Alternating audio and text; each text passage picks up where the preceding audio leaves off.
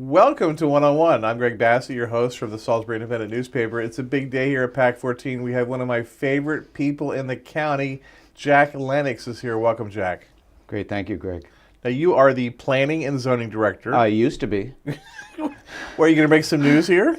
No, up until several weeks ago. Yeah. I had given notice in September to Executive Culver, and he proceeded to make arrangements for my successor, and that appointment has been made and confirmed by the council, and that would be Lori Carter. Lori Carter, who's excellent. Yes, and Lori Carter is now officially the director. Keith Hall has been promoted to deputy director, and I'm just kind of a planner for the next few weeks. Did they make you move out of your desk? Not yet. Okay. Not yet, but Okay. but Lori has been in the office occasionally and looking around, and I'm She- I'm sure for- plans are being made, as they say. Measuring for drapes? It could be. It could be. I never quite got around to the drapes myself. Well, I still consider you the Planning and Zoning Director, so if we're writing any stories for the paper, Thank you. I'm going to call you the Planning and Zoning Director. Thank you. Until they either take you out in a box or with your box, however that works. Emeritus is well received. Emeritus, which is Yes. a good word. Thank you. Now, you're famous for having that great flag in your office. Yes. What is that flag? I've had the Bennington flag with me now for a couple of decades. It followed me from Massachusetts, and it's just a really cool Revolutionary era American flag. And that will be the last thing to go when I do leave the office. And it's got the 13 stars. Yes, it does, in sort of almost a semicircle. Right, right. Where did you get that? At a flea market in Massachusetts. How authentic is it? I'm not sure exactly how old it is, Yeah. but it does have that sort of lean to it that you know it has hung proudly. Right. So it is quite old, but it's certainly not from that original era. So how long have you been in Salisbury? Only 16 years. That's pretty long. In life it's not, but in terms of a department head it is. I am senior department head at this point, which Right. is kind of interesting to say, but yeah, it's been a very good run. So you arrived in Salisbury 16 years ago to run planning and zoning. Yes. What do you find when you get here? When I got here, literally, I read the newspaper and found that there was a recall petition underway for the entire city council and mayor. It was an ugly time then, yes. It was. So, we've worked through some challenging times, certainly in city and county side, both. That one was the one that played out most publicly, I'd say. Right. But also 16 years ago, Sure. development was crazy. Yeah. It was just wildfire. Yeah, it was. It was a little bit later, a few years after I came, that actually the pace really picked up. Right. And as I say, that when something like that happens, you can have kind of a sky is falling mentality. If you're in favor of, keeping things the way they are, then, the community is shot, it's gone, it's never going to be the same again. And then when you go into that recessionary period, the feelings are the exact same. Right. Oh my God, look what's happened, all these terrible things have happened and never be the same. The purpose of planning, and you didn't really ask me that question yet, but it's to sort of level off those peaks and valleys, and to try to maintain a steady voice when kind of crazy things are happening around you. Right. I became editor of the Daily Times in 1999. Gannett bought the paper in 2000. And the Gannett Company's got these great researcher people who come in and tell you everything about your community, everything you need to know. And we would rank issues in terms of importance. And by a 2 or 3 to 1 margin in 2002, 3, and 4, the overwhelming issue was growth and development. Yes. That was the thing people cared about the most. They were so concerned about growth and development. Yes. Yeah, absolutely. And it's an area that had not been as prepared as we had hoped. Not that you're ever entirely prepared, not that your plan's ever done. But yeah, there was certainly catch-up work to be done. And so much of that was we were developing the rural areas, but now that has sort of stopped in some ways, and we're looking at the core more. Sure, it used to be that the numbers in terms of development ran about 50-50, whether you were in a municipality or whether you're out in the county, as they say. Right. But there was a certain model back in previous decades of well and septic system, on an acre lot in a cornfield. Right. And as you say, that era is gone, and probably it's good that it is. Right. And I wonder if people really know that. I think there's so many people in my existence who are still waiting to sell the farm so they can move to Florida, and they're going to sell it to a developer who's going to put in, 30 houses, and that's just not going to happen. No, it's not. It's not. And the professional developers, as it were, during all of our debates and discussions about regulation, had a pretty steady opinion, and that was just tell us where to go. Have a plan, direct us to where you want us to go, and we're going to do that. Now, that's the approach of someone coming in as a business person. Right. The situation with the property owners, is a different perspective relative to that same issue. And fortunately, agriculture, and you can't talk about Wicomico without talking agriculture, prices have been strong. There is a little bit of a rub there now that development actually, conflicts with farmers, and we're finding a common ground there. Right. So much of your job too is the kind of the conflict between farmers, especially poultry farms, and subdevelopments that are out basically where people develop cornfields. But there's a right to farm that people don't seem to understand either. There is, and that's where, again, you come in. Now, I'll come back, as we have in our discussions before, come back to where you have common ground. The person building and moving into, say, a high-end home does not want to put up with some of the effects of being next to a farm. And believe me, the farmer doesn't want them there either. Right. And so there's that common ground where we try to lay out something that works for both. The other interesting aspect of your job, you have an appointed board, zoning appeals board or zoning board. There's two boards. So you have to sort of be like the executive director of these boards, it seems, and sort of structure things so they understand and they can make good decisions. It's a very delicate part of your job. It is, and you're back to the property rights aspect again. You have individuals coming in, making proposals, or sometimes opposing things, opposing the proposal next to them. And it's to protect their life, their rights, their home, their property.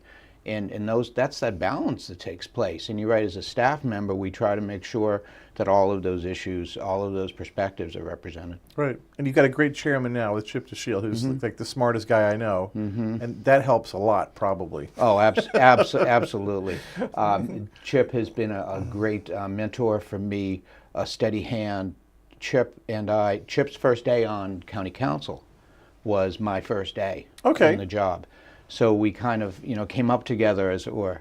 So his term on the council, and then taking a break, and when we had an appointment to make, a joint city-county appointment to Planning Commission, Chip's name rose to the top, and it's been something that both city and county can agree on. And as you know today, that's kind of unique.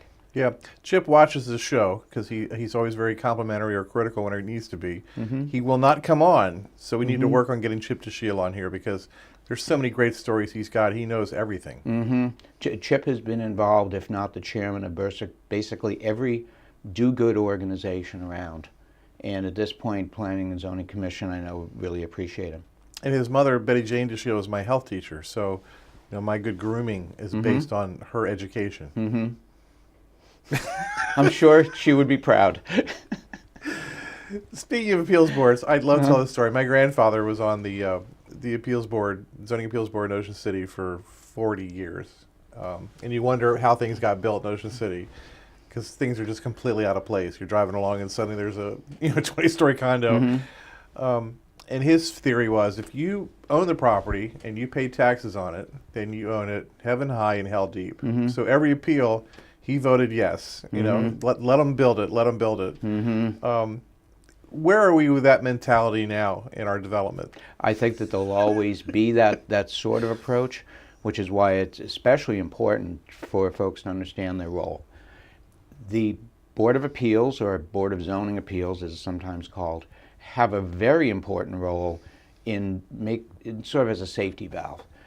You design a plan and then you put together regulations that make sense, generally speaking, for the most part, as you're weighing off some sort of lofty at times lofty, Right. goals. How it affects the individual, though, an individual property in an individual circumstance, is really what the board gets involved with. So you start to understand when you get on the board that you're not there to be the planning commission, you're not there to be the legislative body, you're there to be that last sort of stopgap to make sure that it makes sense in regard to a particular situation. And if you understand that role, everyone works together pretty well. If you don't, you're right, it can all fall apart. Right. In all my time as a reporter, the two most controversial things I worked on were, frankly, they were silly things. And they were about buffers. Mm-hmm. Okay. One you probably never even thought about. When Montgomery Ward moved to the new mall, Mm-hmm. no one knew what was going to happen with that building. And the residents back there, North Boulevard, Middle Boulevard, South Boulevard, those streets, Mm-hmm. were very concerned about what was going to go into that building. And they demanded some kind of a tree buffer between the building Yes. and their. And if you go down there on Waverly now, you see it. There's really thick trees, and you kind of wonder why are those trees there? Are they like overdone? Well, it's there because that was part of the agreement that they would have a buffer. Yeah. The other one was when they extended the old mall, when they added onto the old mall. I guess Milford Twilley, when he had sold those houses across the street on Bigland Park Drive, said, "You won't be looking at a mall. Don't worry, we will have a buffer." But when they added onto the mall, he put like 12 houses up, completely out of character in the middle of that field. Sure. That was going to be the buffer. And I just remember sitting through hours and hours and hours of planning meetings and zoning meetings where everyone had a say in what this buffer situation. But now when I look around and I read stories, I never hear about buffers anymore. Buffers are still an issue. Okay. And by the way, you can come down to something such as the one on behind the old Montgomery Wards, which I still think of as world gyms. That's Right. my era. Just for clarification, Montgomery Ward's Right. been in a few different locations. Yeah. But that buffer is still something that we discuss because on the one hand, the neighbors don't want to see the building, but when some hospital functions moved into the building, there was a safety issue Sure. out back. Yeah. And so we were hearing from the businesses that they wanted to not eliminate the buffer, but to clean it out some. Right. And when they did, to take care of and to protect the workers and their safety, we started hearing again from the neighbors. Right. So there is that fine line that you have to protect. It was a And hot issue. Sure, and it's not anything that you say, okay, we've decided, we've planted it, it's over. It's not. It has to be maintained Right. and occasionally reconsidered. Right. That's one of the things with Wicomico, and with Salisbury in particular, that you go to a place like Easton and you can see that there's a high degree of zoning, or whatever you all call it, where there is lots of flora and fauna, and things are designed, offset, signs are small. So it's sort of a pleasant trip through, as opposed to Salisbury Boulevard, which is in many ways a lot of eyesores, a lot of improvements, certainly, from East Main Street south, but it's never really gotten to where we want it to be. No, it hasn't, and it is a challenge. In planning language, they refer to it as Route 1. You can go from Route 1 from Maine to Florida. Right. And if you say, oh, it looks like Route 1, well, you understand that. There's that balance again between commercial activity, thriving. I'll tell you, a big change that's happened though over time is you don't pave your entire lot anymore. Right. That's an era gone by. New development does look more attractive. We do make sure that while we respect property rights, that it's important that it fit into a neighborhood, that it fit into an area. The idea that you could have a driveway anywhere, those days are gone as well. Right. State highway controls that now. And so over time you try to control access, you remove some impervious surface, you deal with some of the new stormwater requirements, and oh, by the way, let's try to upgrade the building as well. Right. And so that's coming around, and I think I agree with you, there has certainly been a lot of improvement. Right, there has been improvement. But how's that improvement been driven? Is that a zoning board? Do you guys drive that, or developers want it improved so they make it look nice? It's not just zoning. Zoning is inherently a negative thing. Zoning kind of deals with nuisances and kind of puts different uses into different areas. It's a variety of interacting regulations. So where did State Highway back in the day decide that it was important to control access? Now they're involved. Right. MDE has constantly revising stormwater guidelines. So the idea now, and this is particularly important as you've seen what's happened over the last few years, particularly now with about the increasing attention to stormwater and runoff and flooding, the water has to go somewhere. And that's particularly a challenge here on the Eastern Shore because we're so darn flat. Right. And the water doesn't have a natural course often to take. And so it's traffic control, it's stormwater control, it is zoning, and it is a review process that tries to take into account architecture as much as engineering. Yeah, I tell that story too. When Bill Livingston was the planning director, I guess it was a city meeting I was covering, and a guy wanted to build an auto shop right between Pep Boys and where Grant's is now, up there by the monument. Sure. There's that little swale there, and he wanted to build that, and came back, no, you can't do it. It's the 100-year floodplain. And everybody's like, there's never been any water in there. There's, that's just dry as a bone. It's just a swale. It's not a ditch. Well, last 3 years, that has become a raging river on several occasions. Absolutely. So someone knew better. Well, nature knew better, and it's something that we play catch up with. Right. And in this case, and you see this nationally, so it's not obviously just a Salisbury-Wicomico issue, that we're chasing sea level rise, changes in climate, rainfall totals, and being very respectful now when we see a development plan of official floodplains and buffers. Right. So it's not even enough just to say, well, you're at the edge of the floodplain, now we do try to attach a buffer to that and understand that things are changing and we're trying to account for it as best we can. What is downzoning? Downzoning would take whatever the uses are in the district, and that could be residential, commercial, industrial, and to make some legislative changes that would let you do less with that property. So if it's residential, you would have a lower density. If it was some type of commercial, perhaps the same thing. You look at what they call floor area ratio, how many square feet you can have, how high you can be. Downzoning would basically be adjusting through regulation the rights on the property. So when we talk about downzoning the agricultural tracts, what is happening when we talk about that? It would be that you could build fewer homes on a residential tract. And a few moments ago I said it's not all about zoning. And that's a really good example because we went through very heated meetings about downzoning out in the ag district and discussed it through zoning. One home per 15 acres. If you cluster it, 1 per 3. Is that too permissive? Should it be a downzoning take place? And then sort of from left field come changes through MDE and the health department with something called the septic bill. Right.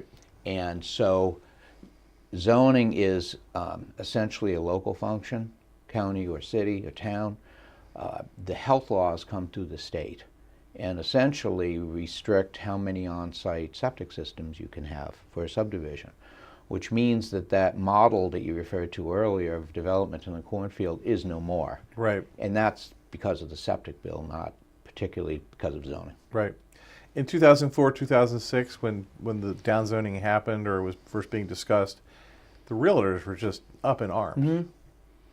Yeah, did they make you the focus of their attacks, or how did that go? Because you would have been relatively new here. Well, it's not me personally, and it's not at the time Corinne Lascalette, who was chairman of Planning and Zoning Commission, who also takes kind of center stage, or it's also not, a very solid person. Sure, very solid. Absolutely, absolutely. It's not any one person. There was a general call in the community to better direct where development takes place and how it takes place.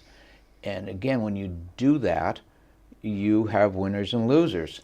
And if you had seen that property as your retirement, not just the IRA, money that folks have saved and put in the bank, but that they've invested in their property, it got very touchy, and there was a kind of a coming together. And it wasn't of farmers primarily. It was rural property owners and the realtors. Right. And sure, I remember protests in the government office building. Yeah. They pay me to watch all of you guys, and I've always admired how you sit there at the table and the politicians are all getting animated and excited, and they start talking faster and faster, louder and louder, and they maybe exaggerate some stuff, and you just sit there very patiently, and then well, Jack, what do you think? And then you present a very logical, normal, civil argument about things, and it keeps the room going in the right direction. I just admire that so much about you. Well, thank you. How'd you learn to do that? It's just because you want to get like right back at them, I guess. But they're your bosses, so you can't do that. But you keep reason flowing in all these debates. Let me try a slightly different angle on that. It's not that the discussion that you described was not reasoned, or that it was unreasonable, or that it made no sense, and then another opinion comes in that suddenly makes sense. You have to be able to listen. You have to be able to hear that there is truth in everything that they were saying, and to try to identify that common ground. That's the key. So people, like all of us, we can have a mix of emotions and opinions and directions that are oftentimes in our own lives contradictory. And this is just in one person. Right. Take a committee of 7, and you have all these opinions representing a whole lot of folks and a whole lot of interests. The idea is you have to find that common ground. So what I would then be charged with is coming back to him and saying, what I think I hear you saying is, right. And then you see heads nodding or shaking, and then if they're not nodding their heads affirmatively, then you try to rework it a different way. But that's really what it is. It's having sort of an ability to listen and also try to put things in some perspective. But constantly playing off those elected folks who I have an incredible respect for, who have put their own time and the person into this. Right. And they are in fact the ones that establish policy. We've just got to help sort out the policies. Right. And I saw Bill Livingston had that ability, and I think it's missing in a lot of places. Certainly over in some of the planning directors I've covered in Worcester and that they knew better than the people who were elected, and that was always. Sometimes it was good, sure, but you felt like they were kind of talking down to these elected people, and you're not like that at all. It does not help in the least. Right. If you come across that way. And again, it's not just how you present yourself. It's understanding your role.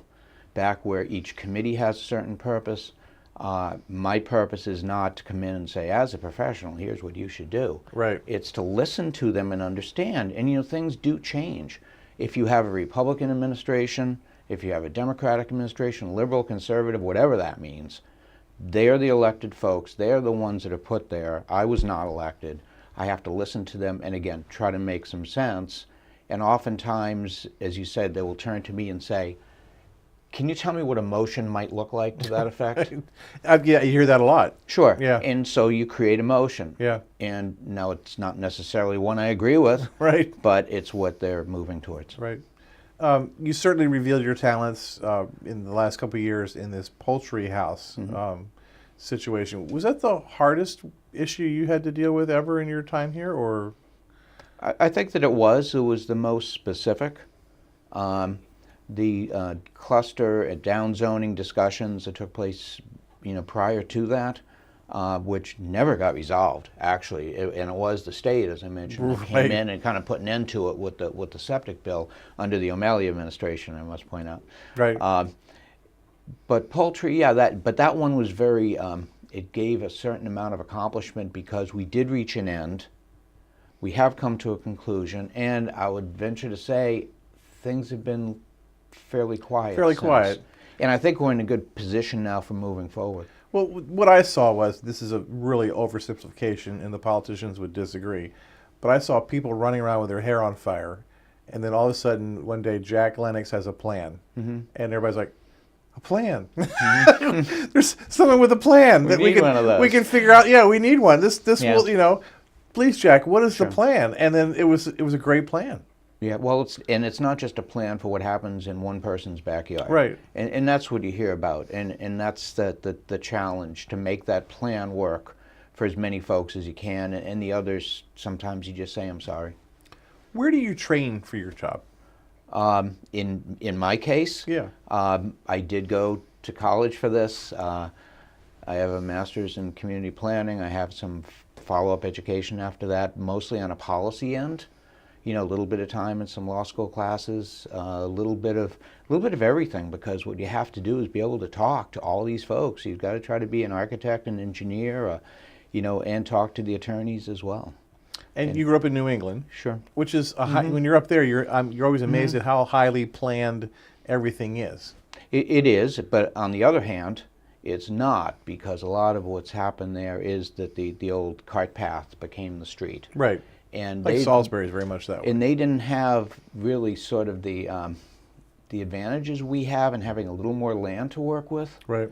And so the challenges up there on Route 1 is different than 13. Here we've had a chance to do it even a little better. There it's still a constant rehab project, as you were. Right. But yeah, some great communities. When you came here, did you expect to be here for 16, 18 years? My pattern has always been to stay for a while. I am the longest serving in Wicomico, but passing Bill Livingston a couple years ago. But I was the longest serving in Plymouth, and my town before that, North Kingstown, Rhode Island, I was the longest there as well. And so you dive in, you become part of the community. I had hoped that it would work this well, and it has. So now that you're retired or retiring, about to be retiring, to be retired, now that you're just a planner, Sure. What's next? I'm not sure. I know that it will involve involvement with the community. You're going to stay? Sure, absolutely. My wife and I live in Delmar. We're going to stay. Whatever this next phase brings, it will be here in Wicomico County. Should maybe you form a committee to get us like a rock, a tourist destination, Plymouth Rock kind of thing that people will come see? Well, you know, you've learned from your experiences, and it works for Plymouth, if anyone obviously. who has not viewed Plymouth Rock should go there and go check out some of our history. Yeah. But you know, we have a lot of history here, and that's a great segue to Lower Eastern Shore Heritage Council. Talk to me. Sure, it's been something I've been involved with for you know, since I've come. It's a great organization in terms of recognizing the history of the Lower Eastern Shore, the 3 lower counties. And I think it's just a great example of how you get folks to come together who represent a lot of what's good that we don't want to forget about, and recognize the common interests that we have. And so, yeah, I'm committed to continuing with that organization, and probably do leave even a little bit more than I have. Has there been a party for you yet? We had a luncheon. You know, Greg, I really don't like. I'm not looking for a lot of attention. I'm not running for office anytime soon. So that we did have a luncheon, and it was very nice. The turnout was very gratifying, and it set just the right tone. I'll have to go back and check my email because I don't think I got invited. I didn't put it together, so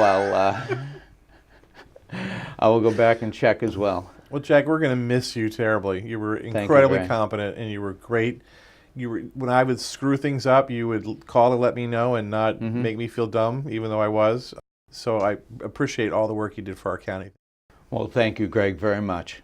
I'm Greg Bassett from the Salisbury Independent Newspaper, another edition of 101 right here on PAC 14.